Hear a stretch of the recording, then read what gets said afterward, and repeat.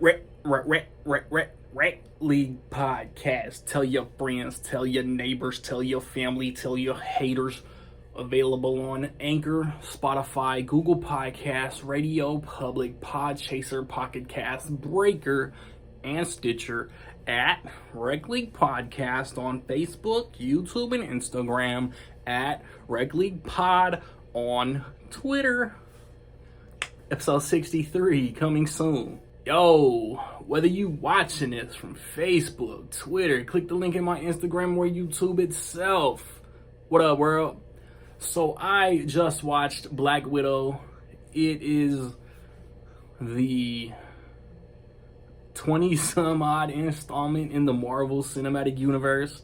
I've lost count. I forgot to look it up. I want to say 25, but don't hold me to that. It stars Scarlett Johansson, Florence Pugh, David Harbour, O.T. Fagbenali. I hope I said his name right. Dude from The Handmaid's Tale, Rachel Weisz, Ray Winstone, and I feel like there's somebody I'm forgetting. William Hurt, and it is directed by Kate Shortland. So is it common knowledge when this movie takes place?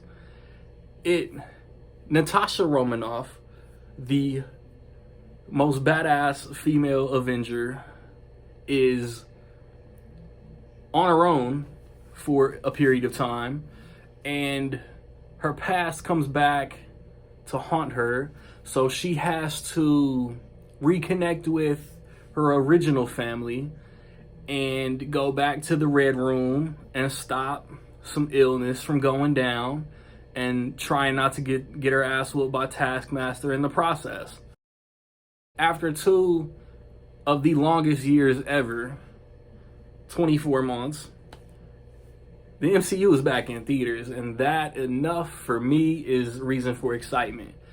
As you can see, this is one of my most anticipated movies of the year, and it was one of my most anticipated movies of last year. So if you check both playlists on this YouTube channel, you're gonna see this review among others on both lists. I just thought that was funny. But I never I don't watch an MCU movie and just be like, damn, I demand that character have their own movie. I'm not mad at a Black Widow solo movie. This is a good movie. But it's not like I didn't watch Iron Man 2 and was like, yeah, I want her to get her own movie. Watching the Avengers, I want her to get her own movie. I roll with what Kevin Feige and Marvel Studios announces, and I watch it, hopefully enjoy it, and press on. But apparently, ever since Iron Man 2, fans have just been clamoring for and demanding a Black Widow solo movie. So I'm glad that demands were met, because I enjoyed this movie. For real, this is one of the MCU's most personal stories that they've ever done. Every Captain America movie feels personal for Cap, for Steve Rogers, because Bucky's always involved in one way or another. This has just really personal, familial elements. I feel like I'm still reviewing The Boss Baby too, but we get to learn a lot about Natasha that we didn't know. How she was trained, how she was brought up, what got her into the situation where Hawkeye was assigned, like she said in the original Avengers, Hawkeye was assigned to go to Budapest and take her out, eliminate her. And he ended up bringing her into S.H.I.E.L.D., saving her life. We learn about that. There are very cool callbacks to the stories that she's told. When they announced the Black Widow movie, before knowing when it would take place, knowing what the story was going to be, I wanted that Budapest movie. In the original Avengers, in Endgame, Black Widow and Hawkeye are talking about Budapest. That sounds like it could have been a very cool, team up, just them teaming up, you know what I mean? And carrying out that movie, having it take place before Iron Man 2, it just could have been cool. or the movie where like she's going up against the Winter Soldier and he shoots through her to get his target or whatever. The story that she told in Captain America: The Winter Soldier. Like those are dope stories, and those are the movies that I would have wanted. But also, like, this is, for when this takes place, what came before and what we know it's going to lead up to, this is a cool story. There are nods to what takes place after. There are nods to what has already happened. Like cool fan service, I guess is the term. There's cool fan service. I think Florence Pugh is a scene stealer. Like, I haven't seen everything she's done. She was great in Fighting with My Family, so I like her in that. She's great in this. She's hilarious in this, and she's also a badass. David Harbour is also funny. So like them two alone are the comic relief. Intentionally, unintentionally, they're funny. It's the MCU. You know you're gonna get some humor, but there's also like I like the tone of this movie. Like, it's very well balanced.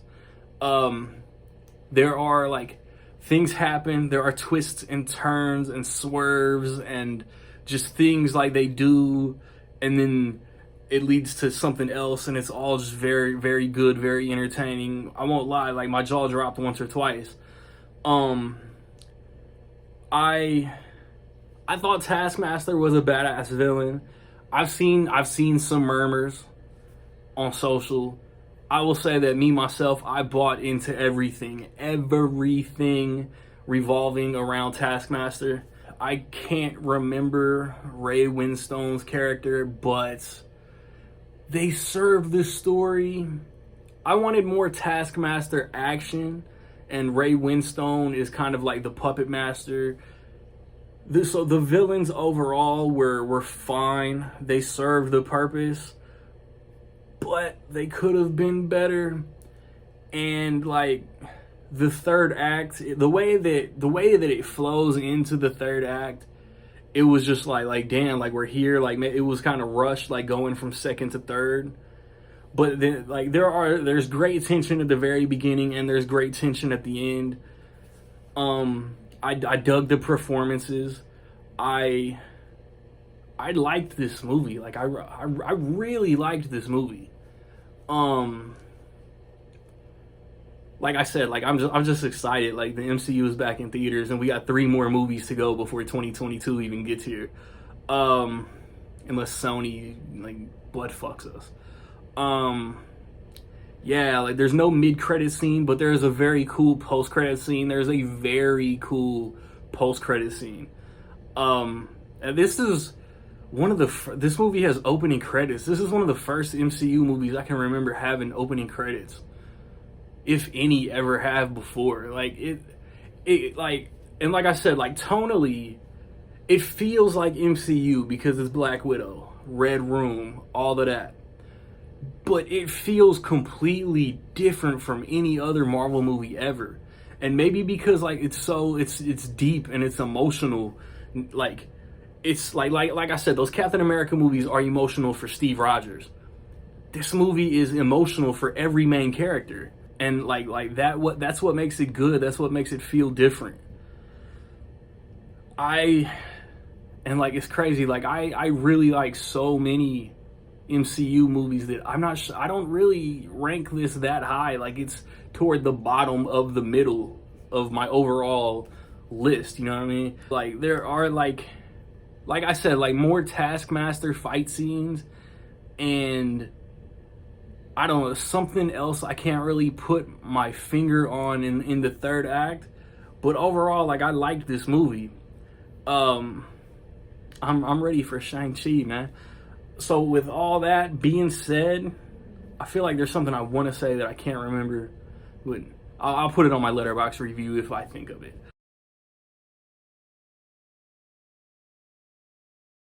With all that being said, man, in my opinion, I will say that Black Widow is dope. Have you seen Black Widow, man? What you think about it? Positive, negative, somewhere in between? Let me know. I've recently posted reviews for the Forever Purge, The Boss Baby, Family Business, I watched No Sudden Move and I watched The Tomorrow War, but I didn't get, obviously, if you guys follow my channel, you know I didn't get to do YouTube reviews for those. So check those out on Letterboxd. My F9 review is up. Luca, Fatherhood, Hitman's Wife's Bodyguard, Batman The Long Halloween Part 1. Check all of that out, man. Gunpowder Milkshake comes out this Wednesday. I want to watch and review it, but I can't make any promises because I got a job and I want to watch it Wednesday, but I don't know if I can review it on Wednesday. Or yeah, that might just be a straight to Letterboxd review too. But then next weekend, Escape Room, Tournament of Champions, Space Jam, A New Legacy comes out. The weekend after that, the new M. Night Shyamalan movie comes out, as well as Snake Eyes, G.I. Joe Origins. So be on the lookout for all of that, man.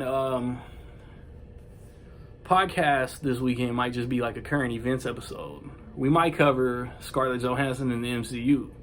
So check all that out, man. Like, subscribe, comment. Find me where you find me, man. Don't know where to find me. Watch these credits. Peace.